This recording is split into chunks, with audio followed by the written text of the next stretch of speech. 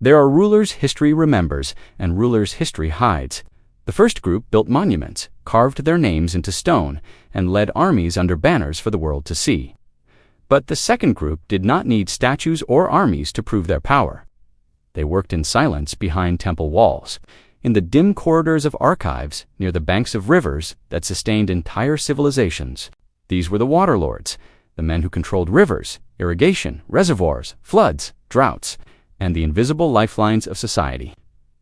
And when you control water, you control life, food, population, survival, expansion, and collapse. This is not poetic exaggeration. This is the root of every ancient civilization. Before kings ruled people, water ruled kings. And the ones who understood it, measured it, allocated it, and withheld it were the invisible architects of civilization itself. Before we continue, pause. Tell me in the comments, where are you watching from, and what time is it right now? I want to see how far this knowledge travels. And if you haven't already, like, share, and subscribe so this history is not buried again. Because what comes next is not taught in schools. To understand the water lords, we must step out of modern assumptions.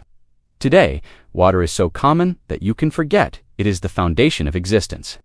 Turn a faucet, open a bottle, walk into any building, water appears instantly. But for almost all of human history, water was not an assumption. It was a blessing, a weapon, a currency, and a force beyond human control. The placement of rivers, the timing of floods, the patterns of rainfall determined where humans could live, how populations formed, and whether life flourished or withered. But what most people never realize is that rivers don't naturally irrigate cities. Water does not flow into farmland on its own, in a stable, predictable pattern. Someone has to guide it. Someone has to measure when the flood is coming. Someone has to carve channels, maintain reservoirs, dredge canals, and direct distribution. And whoever knows how to do this does not merely help society. They own society. Picture ancient Egypt at the height of its power. Sunlight reflecting off white limestone temples, long processions of workers carrying offerings, inscriptions carved elegantly into stone. All of it possible only because of the Nile flood cycle. If the flood was gentle and timed well, the soil remained rich and black. Crops thrived, food overflowed, and society advanced. If the flood was too low, crops failed and famine spread. If it was too high, it destroyed homes and fields alike. Every life in the kingdom depended on this water balance. But who understood how to predict the flood? Who recorded the measurements? Who tracked the patterns of the stars to know when the flood would rise? Not the pharaoh, not the generals, not the traders. It was the priest scribes. Men who lived in temples near the river and kept detailed records of the Nile's behavior on stone pillars hidden inside restricted chambers. These men could predict fortune or catastrophe. And because no one else understood how their measurements worked, their knowledge was effectively a monopoly on survival. This is why Egyptian priesthoods were considered intermediaries of the gods, not because they interpreted divine will, but because they controlled the science behind the survival of the entire civilization. The public believed the priesthood spoke for the gods. In truth, the priesthood spoke for the river, and the river was God. So when a pharaoh ruled, he did not rule alone. He ruled with or under the water lords. If the pharaoh lost the cooperation of temple engineers, his army might still stand, his reputation might still be feared, but his fields would die, his people would revolt, and his kingdom would fall within a single agricultural cycle. The priests did not need to overthrow kings. They simply needed to stop adjusting irrigation channels. Move now to Mesopotamia. The Tigris and Euphrates rivers made the land fertile, but their waters did not gently overflow like the Nile. They flooded violently, unpredictably, destructively. So Mesopotamians built canals, hundreds of miles of them, to control flow. These canals were not public. They were regulated and tracked through temple bureaucracies. The men who managed water allotments were not soldiers or kings. They were scribes and priest engineers. They controlled when fields received water, how much, and at what intervals. City growth, crop scope, livestock survival, taxation, grain storage, everything measured in water. If you had water, your land had value. If you did not receive your allotment, your land turned into dust and your livelihood disappeared. Disobedience to the temple did not lead to immediate punishment. The punishment was seasonal, slow, silent, destructive. No rebellion could survive on empty stomachs. The water lords did not threaten violence, they simply withdrew care. This dynamic did not change across distance or culture. In the Indus Valley, where cities were engineered with extraordinary urban planning, straight roads, drainage systems, public baths, there is a strange absence of something. There are no known kings, no known warrior monuments, no recorded battles. Yet the civilization was vast, organized, and stable for centuries. How does a society function with no visible ruling class?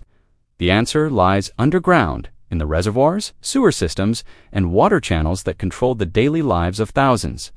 The rulers did not raise statues because they did not need recognition. Their power was not symbolic. It was structural.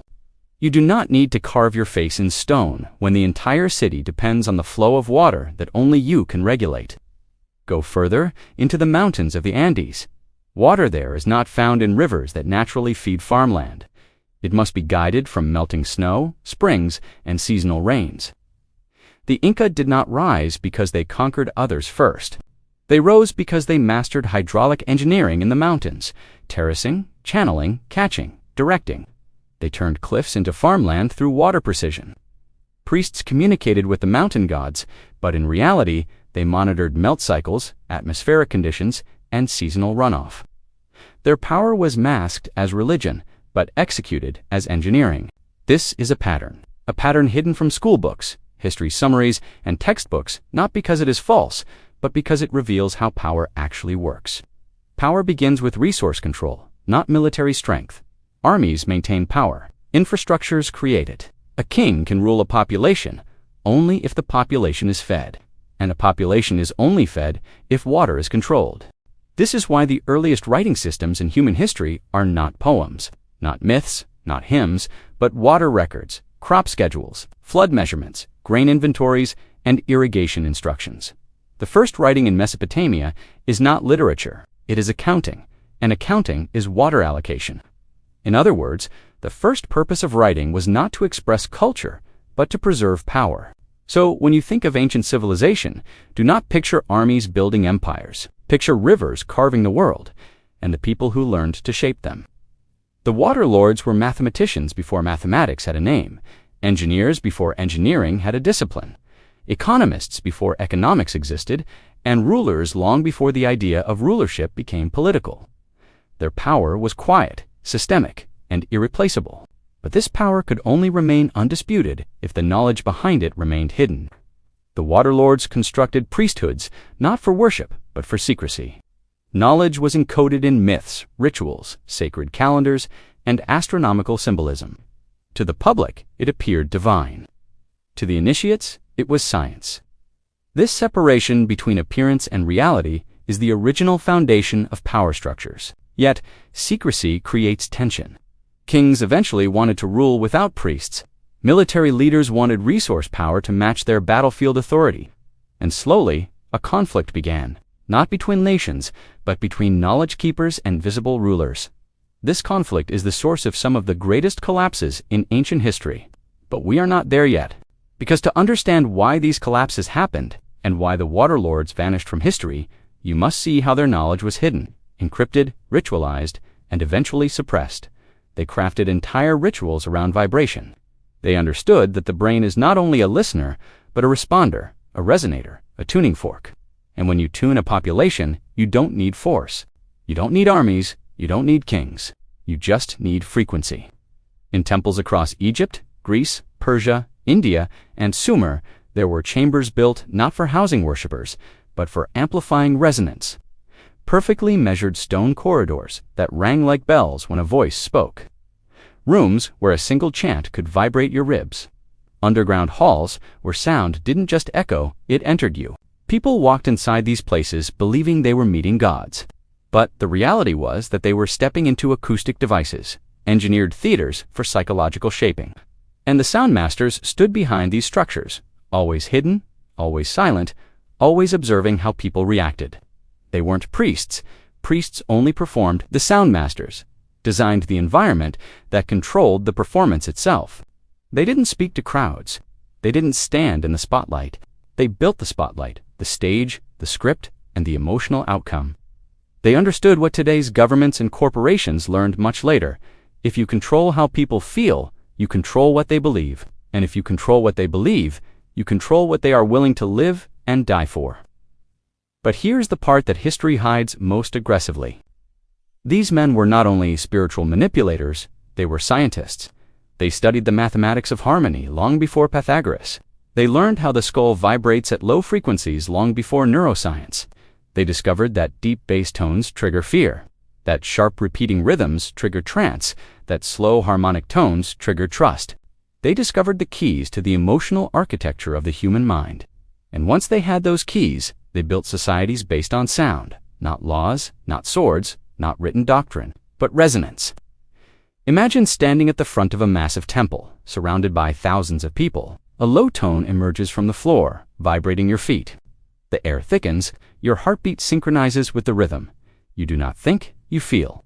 And when the chant begins, your identity dissolves. You become part of the collective body. That collective becomes obedient, and the sound masters ensured that this obedience aligned with whoever they chose to empower. They were the engineers of loyalty. They were the architects of devotion. They were the invisible rulers of civilization. Now ask yourself, if ancient civilizations used sound to control belief, do you really think modern civilizations stopped? Concert halls, national anthems, political rallies, stadium chants, nightclub rhythms, algorithmically tailored music that shapes your mood. None of this is accidental. Modern sound engineering is simply a continuation of an ancient psychological system. Instead of temples, you have headphones. Instead of priests, you have influencers. Instead of ritual drums, you have bass drops. The sound masters never disappeared. They evolved. And here is where the story turns darker. There are frequencies that can calm entire populations, and frequencies that can break them. There are tones that can trigger aggression, and tones that can create devotion to a leader you have never met. The ancient sound masters knew this. Modern power structures still know this, but the public is never told. Because the moment you understand that belief is engineered, that emotion is programmable, that identity can be tuned like a string, everything changes. The world stops feeling fixed. The structures you thought were natural suddenly look designed, and once you see the architects, you can no longer be controlled by the architecture. This is why the sound masters were erased from mainstream history, not because they were forgotten, but because revealing them would reveal the mechanism of control itself. And now I need you to pay attention, because this is where we close the circle. We are not just studying history, we are observing the blueprint used on us today, and the more you recognize the pattern, the more immune you become to it. Awareness is the counterfrequency. Understanding is the disruption. So if you're still here, this is your moment. Tell me in the comments right now, do you believe that sound has been used to control societies? Or do you believe this is coincidence? I genuinely want to see your mind work. Like this video so the algorithm doesn't bury it. Share it. Someone you know is asleep inside the sound. And subscribe, because what comes next is not just history, it's exposure. The next episode will wake more people up. Stay sharp, stay aware. We are not done.